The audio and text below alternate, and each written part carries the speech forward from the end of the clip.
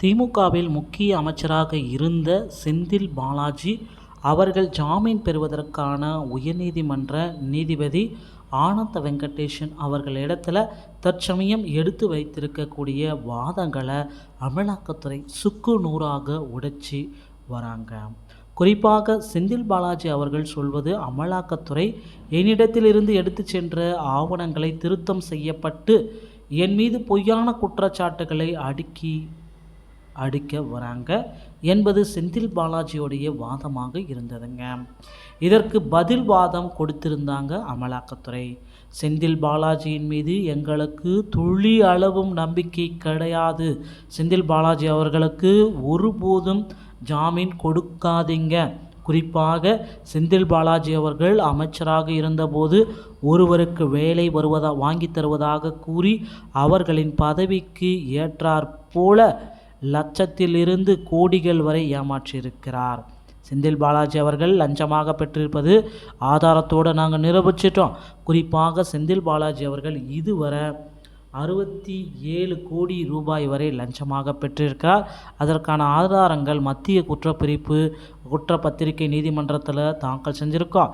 MP மற்றும் எம்எல்ஏக்களை விசாரணை செய்யக்கூடிய சிறப்பு நீதிமன்றத்தில் இருந்துதான் அந்த ஆவணங்கள் எங்களுக்கு பெறப்பட்டது. செந்தில் பாலாஜி அவர்கள் சொல்வது போல எந்த ஆவணத்திலும் எந்த ஒரு மாற்றமும் கொண்டு வரப்படவில்லை. கைரேகை நிபுணர்களை வைத்து அந்த ஆவணங்களை நாங்கள் சரிபார்த்தோம். செந்தில் பாலாஜி சொல்வது போல எந்த ஆவணங்களும் திருத்தப்படவில்லை. பொய்யான குற்றச்சாட்டுகளை செந்தில் பாலாஜி அவர்கள் ஜாமீன் பெறுவதற்காக தன்னுடைய வாதங்களை எடுத்து வச்சு சொல்கிறாரு. செந்தில் பாலாஜி நாடகம் உச்சநீதிமன்றத்தில் பலிக்காதுங்க.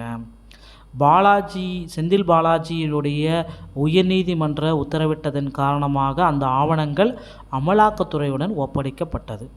ஒருபொழுதும் ஆவணங்கள் திருத்தப்படவில்லை. மேலும் செந்தில் பாலாஜியின் 30க்கும் மேற்பட்ட குற்றச்சாட்டுகள் பதியப்பட்டுள்ளதுங்க.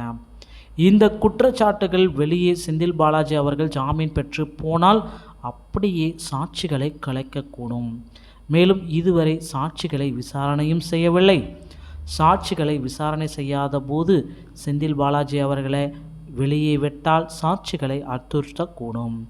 மேலும் செந்தில் பாலாஜி அவர்கள் இந்த வழக்கிலிருந்து வெளியே வருவதற்காக யாரிடமெல்லாம் வேலை வாங்கி வருவதாக சொல்லி லஞ்சம் பெற்றார், அவர்களிடம் பணத்தை திருப்பி கொடுத்து சமரசமாகவும் போயிருந்தார்.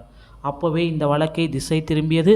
செந்தில் பாலாஜியின் நோக்கம் இந்த வழக்கை திசை திருப்பி ஆதாரங்களை கலைப்பது மட்டுமா? குறிப்பாக செந்தில் பாலாஜியுடைய தம்பி அசோக் இந்த ஊழல் வழக்கில் ஒரு முக்கிய குற்றவாளியாக பார்க்கப்பட்டவர். 8 மாதங்களாகியும் அவர் இன்னும் விசாரணைக்கு ஆஜராகலை. ஸோ இதனால் பார்த்திங்கன்னா செந்தில் பாலாஜியுடைய ஜாமீன் மனு இன்னும் சற்று நேரத்தில் மீண்டும் விசாரணைக்கு வர இருக்குங்க. இந்த விசாரணைகள் எல்லாமே கருத்தில் கொண்டு ஜாமீன் வழங்கலாமா வேண்டாமான்றதை நீதிபதி ஆனந்த் வெங்கடேஷன் அவர்கள் முடிவெடுப்பார். அதை பற்றிய உங்களுடைய கருத்துக்களை நீங்கள் கமெண்ட் பாக்ஸில் தெரிவிக்கலாம். அடுத்தடுத்த அரசியல் வட்டார செய்திகளை உடனுக்குடன் பெறணுமா நம்ம சேனலோடு இணைந்திருங்கள். அடுத்த வீடியோவில் சந்திக்கிறேன். நன்றி, வணக்கம்.